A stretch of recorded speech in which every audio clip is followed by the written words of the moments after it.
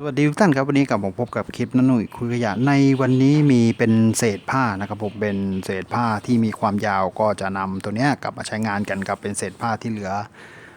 ลายค่อนข้างสวยงามครับจะนำลายเนี้ยมาโชว์ตกแต่งให้มันสวยงามครับโอเคครับติดตามชมนะครับจากเศษผ้าเหลือใช้ครับผม